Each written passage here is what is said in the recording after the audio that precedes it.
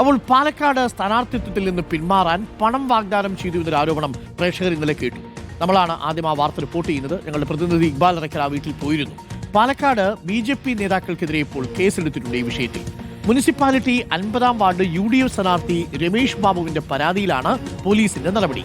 കഴിഞ്ഞ ദിവസം രാത്രി BJP നേതാക്കൾ വീട്ടിലെത്തി പണം വാഗ്ദാനം ചെയ്ത് സ്വാധീനിക്കാൻ ശ്രമിച്ചുവെന്നാണ് പരാതി. BJP നേതാക്കൾക്കെതിരെ നടപടി ആവശ്യപ്പെട്ട് തെരഞ്ഞെടുപ്പ് കമ്മീഷനും കോൺഗ്രസ് പരാതി നൽകിയിട്ടുണ്ട്.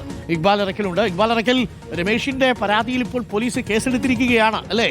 Good morning. Arunkumar, good morning. ഇപ്പോൾ ഏതായാലും BJP നേതാക്കളായ 4 പേർക്കെതിരെയാണ് Palakkad town north police Ramesh ബാബുവിന്റെ പരാതിയിൽ കേസെടുത്തിട്ടുള്ളത്.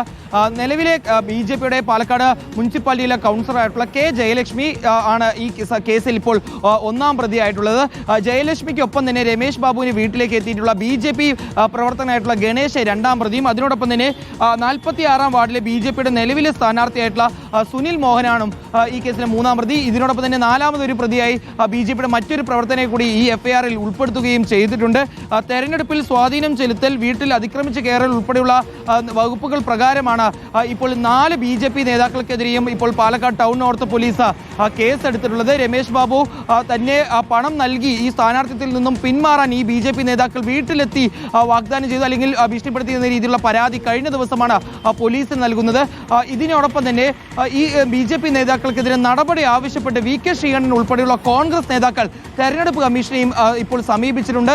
ഇവർക്ക് അയോഗ്യത ഉൾപ്പെടെ കൽപ്പിക്കണം, അല്ലെങ്കിൽ അയോഗ്യത ഉൾപ്പെടെ തെരഞ്ഞെടുപ്പ് കമ്മീഷൻ ചുമത്തണം എന്നുള്ളതാണ് VK ശ്രീകണ്ഠൻ ഉൾപ്പെടെ ആവശ്യപ്പെടുകയും ചെയ്തിട്ടുള്ളത്. ഏതായാലും ആ വിഷയത്തിൽ ഉടൻ തന്നെ ഒരു നടപടി ഉണ്ടാകും എന്നുള്ളതാണ് മനസ്സിലാക്കുന്നത്. ഏതായാലും ഈ 4 BJP നേതാക്കളെയും ഉടൻ തന്നെ സ്റ്റേഷനിലേക്ക് വിളിച്ചു വരുത്തി ചോദ്യം ചെയ്യാനായിരിക്കും തീരുമാനം. മറ്റു നടപടികൾ ഉടൻ തന്നെ ഉണ്ടാകും. ഈ കേസുമായി ബന്ധപ്പെട്ട വിശദമായിട്ടുള്ള അന്വേഷണ റിപ്പോർട്ട് ഉടൻ തന്നെ പാലക്കാട് ടൗൺ നോർത്ത് പോലീസ് കോടതിയിൽ ഹാജരാക്കും. BJP എന്തായാലും ഇതിനകത്ത് കുരുക്കിലായി.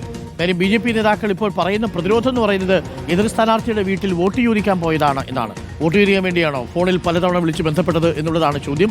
എന്നാൽ രമേഷ് ബാബു പറയുന്നത് പണം തന്നെ സ്ഥാനാർത്ഥിത്വത്തിൽ നിന്ന് പിൻവലിപ്പിക്കാമെന്ന BJPയുടെ മോഹം നടക്കാൻ പോകുന്നില്ല. ഞാൻ അപ്പോഴും ഇപ്പോഴും എപ്പോഴും കോൺഗ്രസ്സുകാരനാണ് എന്നാണ് രമേഷ് ബാബു പറയുന്നത്. പാർട്ടിയും ഇപ്പോൾ പിന്തുണ നൽകിയിട്ടുണ്ട്. ഈ കാര്യത്തിൽ BJP വെട്ടിലായി പ്രാദേശിക നേതൃത്വം എന്നുള്ളതാണ്. വല്ല കാര്യം ഉണ്ടായിരുന്നു പോയെങ്കിൽ ആ ഡിവിഷൻ അങ്ങ് പോയെന്ന് വെച്ചു. ഇപ്പോൾ മാനവും കൂടെ പോയില്ലേ?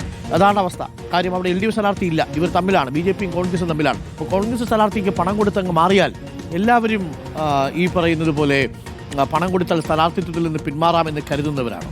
ഒന്നും നടക്കില്ല രമേഷിനടുത്ത്. രമേഷ് ആരാ മോൻ? രമേഷ് കോൺഗ്രസ്സുകാരനപ്പാ.